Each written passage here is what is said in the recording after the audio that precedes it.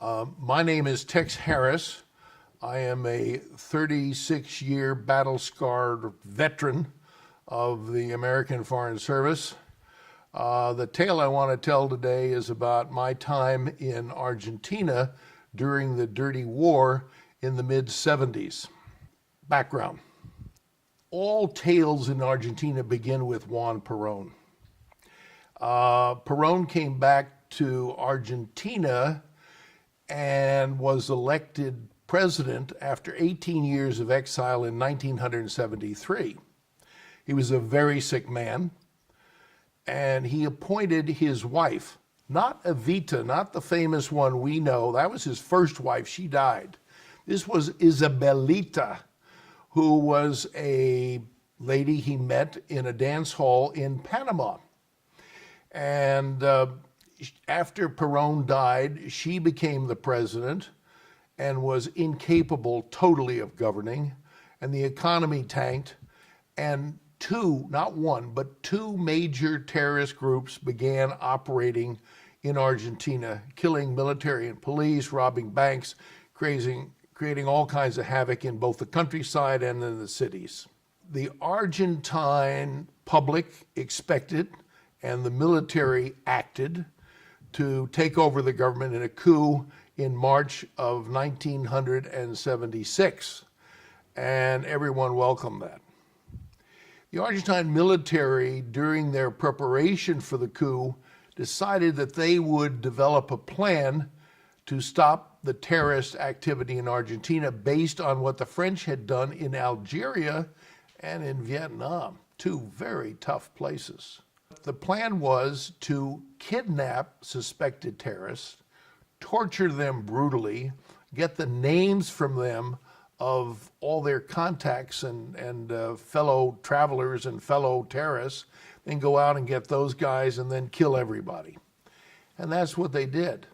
They wound up killing over 15,000 Argentine citizens. 15,000 people were killed secretly by their government. Incredible. Well, I was sent as a human rights officer to Argentina to work on this new emerging aspect of American diplomacy. My job was to report on this clandestine operation, and what I did was open the doors of the embassy, allowing the family members to come in and to report the disappearances. So hundreds of people came each month to the embassy to report on the loss and disappearance of their loved ones. And I and one local assistant tabulated all the names, and this became a major data point. Social scientists say that it was kind of a simple polling that I was doing of that was statistically relevant of the operations being conducted clandestinely by the Argentine military. It was horrible, terribly wrenching on me, as I spent hours every week, every day for 3 or 4 hours, interviewing the grieving, tearful family members who came to the embassy to report and ask for U.S. government help in finding their lost brothers, sisters, sons, daughters. It was a terrible time. My reports to Washington were key in terms of providing a picture of the human rights activities that were going on. It was a major problem. Washington was divided among the policymakers. This was the era of Jimmy Carter, a new policy of human rights in foreign affairs. So there were very strong advocates of strong sanctions against the Argentine government for the horrific killings that they were undertaking against their own citizenry, where people were being killed without any trials and just summarily picked up, tortured, murdered. Then there were the realists in the Department of State who had been there before the Carter human rights policy came into vogue, and felt that if the United States' other foreign policy objectives were to be met, we needed a good, strong relationship with the Argentine military. In Latin America, there are really only two strong, enduring institutions, the Catholic Church and the military of every country. So the traditionalists felt that we had to maintain decent relations with the Argentine military. The human rights advocates felt that we need to sanction the military for their horrible actions. I was a guy in the middle. That's not a good place to be. What the U.S. agreed to, and all the other outraged nations of the world who were very angry because a number of their citizens had been killed. French nuns had been killed, Swedish social workers. Every country had a handful of their own citizens who had been caught up in this killing spree by the junta and were angry as hornets, and censuring and sanctioning Argentina for its human rights process. Everyone agreed that the way out was to have the Inter-American Human Rights Commission visit Argentina. Because just like when your mother-in-law comes to see you, you clean the house up. Not only do you clean the house up, but you clean the nickels and dimes in the sofa that have fallen there, and you dust places that you don't normally dust. So our goal, and the goal of all the other international players, was to convince the Argentine junta to agree to this visit, which everyone thought would turn the tide and stop the killing. The problem was that after 1970, in mid-1978, the Argentine military ran out of real terrorist targets. So what they did is they moved the goalpost.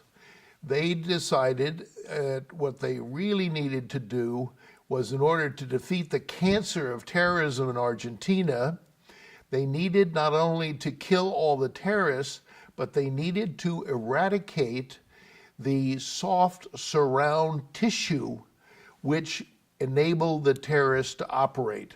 So they went after non-terrorists, people who were hard left activists, trade union leaders, university students, professors, whatever, who were strongly left, but did not have bombs or guns and never intended to have them, but were intellectually opposed to the regime and sympathetic to socialist/communist ideals. They killed those people. So the pressure began on the Argentine military, and the Argentine Army and Air Force leaders, two of the three partners in the junta, agreed that they would allow the Inter-American Human Rights Commission to come in, but the Navy said no. The Navy brass felt that their duty was to maintain pressure and to kill all what they called the perejil, the parsley on the plate of terrorism in their country. And they wanted to continue their operation of kidnap, torture, and killing these people who were not terrorists, but who were extreme leftists. There was a stalemate. There was a stalemate. Now my story begins. That's the background. One day I was having lunch in the embassy. It was a Friday, and it's very unusual because most days I was out for lunch, working lunch every day, and there was a big U.S. government loan guarantee program that was in the works from a company called Alice Chalmers, who was based in Milwaukee, that made turbines for huge turbines for river hydroelectric plants and dams. And this was a $270 million loan guarantee program to a company called Astilleros Argentina, which means Argentine shipyards, a very generic name. I went by with my sandwich in hand to the office of the Economic Commercial section, and the secretary was there. I asked her if I could borrow the file. She said yes, and she warned me, she said, don't get any crumbs in the file. And I took the file to my desk, and I started looking through it. And there was a memo to the files, kind of an internal embassy memo, which reported that Astilleros Argentina was a wholly owned subsidiary of the Argentine Navy, who was killing people every night in their headquarters in Buenos Aires. So this was a fact, was a deal breaker, and it was a fact that would absolutely kill this major loan guarantee and this American factory being built for the Argentines in Buenos Aires. I had been given authority to send any information to Washington through the pouch in a letter with no censorship, no clearances, but with a caveat that I give a copy to the ambassador. So I did that.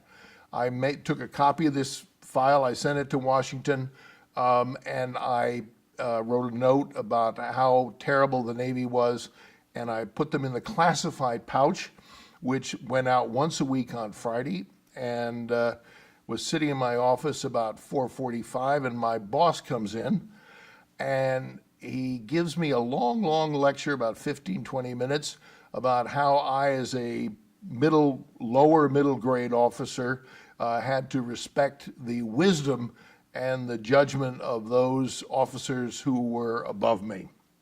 Then at the end of the kind of boss-employee lecture, he reaches in his pocket and he pulls out the 2 letters that I had put in the pouch 3 hours before and asked me to think about those letters for the next week, and if I still felt that I wanted to mail them, I could mail them next Friday.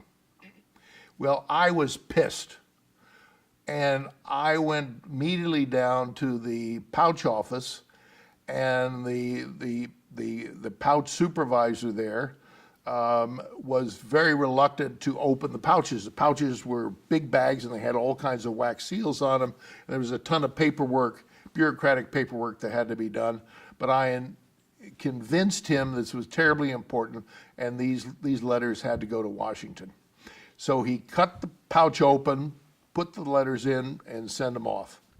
When my letters got to Washington, the shit hit the fan. The letters were presented at the Christopher Committee, which was headed by the Deputy Secretary of State, and the loan to Astilleros Argentina, the Navy-owned shipyard, was turned down flat. When the ambassador told the president of Argentina that this had happened, the president of Argentina, face, according to the ambassador's report, turned white. He just paled. Because this plan factory was the retirement vehicle for all the Argentine Navy brass. They were going to make millions of dollars serving as officers in this corporation upon their retirement and live a luxury lifestyle for the rest of their lives. And the inability for this loan to go through meant that the factory would never happen. So the Navy went crazy. They had their dreams, their future was threatened, and their future was significantly changed. Videla, to his credit, saw an opportunity here, and he went to the Navy and said, if I can convince the Yankees to agree to the loan guarantee allowing you to build the plant and make you rich, will you accede to allow the Inter-American Human Rights Commission to visit Argentina without restriction? The Navy said yes. Greed won out over ideology. So from a very lucky stumbling on a single memo which the embassy had hidden from Washington as to who the true owner was of the recipient of this XM Guarantees factory, we changed history. The way it was done was incredible. It's also very lucky. Pope John Paul I who was called the September Pope, died within 33 days of his inauguration. John Paul II inauguration was to be attended by both Videla, the head of the junta, and by Vice President Mondale. The Argentine embassy asked the White House for a meeting with Vice President Mondale during the inauguration of Pope John Paul II in Rome. That happened. And a deal was made in which, in return for the United States approval of this $270 million loan guarantee, the Argentine junta, all parties, would agree to the unrestricted visit of the Inter-American Human Rights Commission. The commission arrived in 1979. It met with over 5,500 people, issued a huge report which was absolutely damning about what had taken place in Argentina. But as predicted, prior to the arrival, the disappearance rate went down from 50 a month to just a little over 3 a month. The number of clandestine prisons that were operating in Argentina went from 300, they had them all over the country, went from 300 during the height of the Dirty War to 7 while the commission was there, and in the next year had gone down to 3. So the visit of the Inter-American Human Rights Commission, as had been hoped by the United States and the other international players, essentially changed the entire anti-terrorism program in Argentina and led to a process which eventually brought democracy back into the country. Conclusions. What happened? Well, that's interesting. Something went wrong in the deal between Alice Chalmers and the Argentine Navy, and the turbine factory was never built. The turbines that are in that dam running today were built in Russia. The Argentine Navy brass all finished their lives incarcerated, not for the thousands of murders that had been committed under their command, but for the kidnapping of children that had been born to mothers of women that they had kidnapped and allowed to have their children before being killed. They took those children and gave them away to friends and other officers in the Navy to raise as their children. The first crime of murder had a statute of limitations to it, but the crime of kidnapping in Argentina did not. So they were all convicted on the kidnapping of children charges and sent to jail to end their lives. I was identified for separation from the Foreign Service for my insubordination as an officer in Buenos Aires. But after review, the panel just gave me a strong reprimand, and I was not fired from the Department of State. I found very interesting jobs but could not get promoted. 7 years later, Bill Moyers did a video about my work in Argentina, and the State Department reconsidered my performance file, and I was able to get promoted and retired as a senior officer. And then the department decided to give me their highest honor award for the same activities that 10 years before they had sought to fire me for. I don't know what the lesson is here, but one of the lessons is serendipity. Just the luck of finding a single piece of paper. The luck of having a secretary, her bosses would have never given me the file, during lunch break who lent me the file. The luck of the clerk allowing me to put the documents in the file. The luck of the Pope dying, so it provided a wonderful meeting place for Videla and Mondale to make a deal. But in the end, this chain of events, which were started with my sandwich break, resulted in the ending of the killing in Argentina, and something looking back we can be thankful for.